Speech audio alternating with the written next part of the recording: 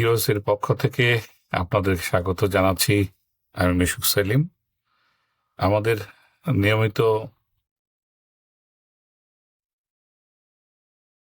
In Bangla weekly forecast in Bangla আমরা একটু দেরি হলেও দ্বিতীয়বারের মতো শুরু করতে পেরেছি। আশা করি আপনাদের ভালো লাগবে। আপনারা গত সপ্তাহের ভিডিওটি যারা দেখেছেন, ভালো কথা। না দেখলে দেখে নিতে পারেন। আমরা এখানে সিদ্ধান্ত নিয়েছি আমরা কয়েকটি পেয়ার সম্পর্কে আলোচনা করব, যে কি হবার সম্ভাবনা আছে, কোথায় কারেন্সি পেয়ার যেতে পারে সে বিষয়ে। তো যাই হোক, গতবার আমরা আলোচনা করেছিলাম সম্ভবত euro USD, Australian USD, New Zealand USD. আমরা এবারও ঠিক এই তিনটি পেয়ারের উপরেই থাকবো। প্রথমেই আসছি ইউরো ইউএসডি। ইউরো ইউএসডির ডেইলি ক্যান্ডেল পরপর 3 দিন ডাউন আপনারা ডেফিনেটলি দেখতে পাচ্ছেন রেড। এখন সবারই ধারণা যে ওয়াই নট 4 নাম্বার দিন রেড। হ্যাঁ, 4 নাম্বার দিন রেড হতে পারে, হওয়ার সম্ভাবনা আছে। তবে আমাদের ফরেক্স ক্লাব ইউএসের পক্ষ থেকে আমি মিশুক সেলিম বরাবরই চিন্তা করি যে আপনাদের সবচাইতে ভালো প্রোডাক্টটা দেওয়ার জন্য। তো সেই হিসেবে আমি পার্সোনালি মনে করছি যে ধরুন এখানে ডেইলি ফ্র্যাকটাল ভেঙে গিয়েছে, পরপর 3 দিন ডাউনে এসেছে। তো এখন সম্ভবত কারণেই এই কারেন্সি পেয়ারটা এখনই যে নিচে যাবে এমন কোনো কথা নয়। তো বেশিরভাগ ক্ষেত্রে এই কারেকশন হওয়ার সম্ভাবনা থাকে। কারেকশন হওয়ার পরে ঠিক এরকম করে ধরুন আবার এখানে একটা সাপোর্ট লাইন তৈরি হয়ে যাবে। এই সাপোর্ট লাইন তৈরি হয়ে এখান থেকে ঠিক এইভাবে ডাউনে আসবে। কতটুকু আসতে পারে তা আমার আচ্ছা একটু দেখে নেই। আমরা উইকলি চার্টে আসবো। হ্যাঁ, ঠিক এক্স্যাক্টলি তাই। আমি মনে করি এটা 106.09 কাছাকাছি সময় আসবে, তখন সেখান থেকে আবার তাকে লং করা যাবে। হ্যাঁ, এখান থেকে ইভেনচুয়ালি সে এই একটা পর্যায়ে যাবে বলে আমাদের বিশ্বাস। তো যাই হোক, আমরা যদি এই ইউরো ইউএসডি সামারি করি তাহলে বিষয়টা এরকম দাঁড়ালো যে পরপর 3 দিন ডাউনে আসবার পরে কিছুটা কারেকশন করবে।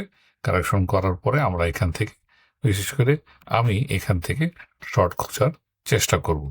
এক্ষুনি না, একটু কারেকশন হবে, শর্ট করব এবং আমার স্টপ লস এখানে থাকবে। আমি আর একটু প্রফেশনালি করতে করার সম্ভাবনা ছিল, কিন্তু আমি এটা চাচ্ছি না। আমরা যেহেতু বাংলায় আপনাদেরকে বোঝানোর চেষ্টা করছি এবং ওখান থেকে কতটুকু রিট্রেস করবে, কত পার্সেন্টেজ রিট্রেস করবে, ইন ডিটেলসে যাচ্ছি না। ইন ডিটেলসে যাব আমরা অন্য ভিডিওতে। তো আপাতত আগামী সপ্তাহের ইউরো ইউএসডি আমি এভাবে থিঙ্ক করছি। এবার আসুন অস্ট্রেলিয়ান ইউএসডি। আমি বরাবরই মনে করি যে এটা সাপোর্ট লাইনের, বিশেষ করে উইকলি সাপোর্ট লাইনের খুব কাছাকাছি এবং ডেইলি সাপোর্ট লাইনের খুব কাছাকাছি। দেখুন এখানে যে 3টা সাপোর্ট লাইন তৈরি হয়েছে, এই সাপোর্ট লাইন থেকে পরবর্তী সম্ভাবনা হচ্ছে এখানে একটু, যখন শর্টার টাইম ফ্রেমে আমরা দেখব যে এটা একটা লেসে বুলিশ এঙ্গালফিন অথবা ধরুন একটা স্ট্রং বাই সিগন্যাল আসলো, তখন আমি শর্টার টাইমের ফ্রেমের কথা বলছি, তখন আমরা মার্কেটে ইন করতে পারবো। ঠিক এখানে স্টপ লস দিয়ে আমরা মার্কেটে ইন করতে পারবো। এটা মূলত eventually say by the summer এই পর্যন্ত আসবে। হ্যাঁ, নট লাইক দিস। কখনোই কারেন্সি পেয়ার এভাবে সরাসরি উপর উঠে যায় না। কারেন্সি পেয়ারের ধরনটা হচ্ছে এভাবে উঠে যাবে। সুতরাং এটাকেও আমি মনে করছি যে আপনি যত নিচের থেকে ওকে ধরতে পারবেন, তাই বলে এক্ষুনি ধরা নয়, কারণ একটা শর্টার টাইমের ফ্রেমের একটা কনফার্মেশন লাগবে। আর যখনই এই রেসিস্ট্যান্ট লাইনকে সে ব্রেক করবে, তখন ওই যে আমার ধারণা অনুসারে সে উপরে যাওয়ার সম্ভাবনা খুব বেশি। অস্ট্রেলিয়ান ইউএসডির মতো নিউজিল্যান্ড ইউএসডি মাস স্ট্রঙ্গার। হ্যাঁ, ডেফিনেটলি তারও একটা বিশাল সাপোর্ট লাইন তৈরি হয়েছে, এখান থেকে বাই করার সম্ভাবনা দেখা দিয়েছে এবং অনেকে এখান থেকে লং করেছে। হ্যাঁ, কেউ কেউ একটু কেউ কেউ এখানে স্টপ লস দিয়ে অলরেডি বাই করেছে, কিন্তু আমি মনে করি একটু অপেক্ষা করতে হবে শর্টার টাইম ফ্রেমে কনফার্মেশনের জন্য। শর্টার টাইম ফ্রেমের কনফার্মেশন কি? Let's say 30 minutes. আমরা ওইটাকে আমরা 30 মিনিটস স্ক্রিন।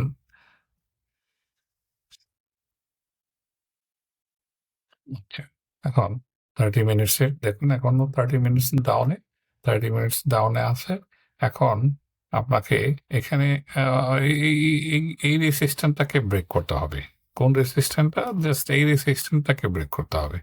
রেসিস্ট্যান্টটা ব্রেক করে যখন আসবে তখনই আপনি কনফার্মেশনটা পাবেন। ধরুন এখানে ব্রেক করলো, কারেন্সির ধরনের এরকম এখান থেকে বাইং সিগন্যাল হবে। তো যাই হোক, এটা হওয়ার সম্ভাবনা বেশি। কারেন্সি পেয়ার অর্থ এই নয় যে সে উপরে যেতেই থাকবে, লাইক আমি বলেছিলাম গত সপ্তাহে যেতেই থাকবে যেতেই থাকবে। হ্যাঁ, যাবে, কিন্তু ওর ওর পথ মেনটেন করে যাবে। বিশেষ করে আমরা বাংলায় যারা বলি ও সাপের মতো যাবে অথবা টেনিস বলের মতো যাবে। সাপের মতো যাওয়ার অর্থ হচ্ছে এরকম যে উপরে যাচ্ছে, দেখুন না সাপের মতো যাচ্ছে কিনা। সাপের মতো যাচ্ছে। Why not like this? Why not like this? So আমরা যদি এখান থেকে বাই করি, আপনি এখান থেকে আউট হবেন, আবার ওয়েট করবেন, এখান থেকে বাই করবেন, এখান থেকে আউট হয়ে যেতে পারবেন। মূল কথাটা হচ্ছে এই যে ট্রেন্ড, এটা হচ্ছে আপ ট্রেন্ড, এটা ডেইলি চার্ট। এই up trend is a friend. Always আপনারা একটু খেয়াল রাখেন যে এই যেই দিকে যাচ্ছে বিপরীত দিকে যাওয়ার দরকার নাই, কারণ আপনি যেই দিকে যাচ্ছে সেদিকে যদি বাইটা করেন, এদিকে যদি বাইটা করেন, যে কোনো অবস্থায় আপনাকেই না। তো প্রথমত আপনাকে ফাইন্ড আউট করতে হবে এটা ট্রেন্ডটা আসলে কোন দিকে। ডেইলিতে আমরা দেখলাম নিউজিল্যান্ড ইউএসডি ট্রেন্ড ডেফিনেটলি উপরের দিকে। আমরা এখান থেকে বাইং অপরচুনিটি খুঁজতেছি। হ্যাঁ, শর্টার টাইম ফ্রেমে অবশ্যই সেল হবে, যখন শর্টার টাইম ফ্রেমে সেলের থেকে বাইয়ে কনভার্ট হবে, যেমনটা আমি দেখালাম, তখনই আপনাকে মার্কেটে ইন করলে আপনার সেটা বেনিফিটেড হবেন। এবার আসি great Britain pound US dollar. এটারও ঠিক একই অবস্থা। এখানে ডেইলি ফ্র্যাকটালকে ছাপিয়ে আরো নিচে এসেছে। এখন আমরা কিছুটা কারেকশনের জন্য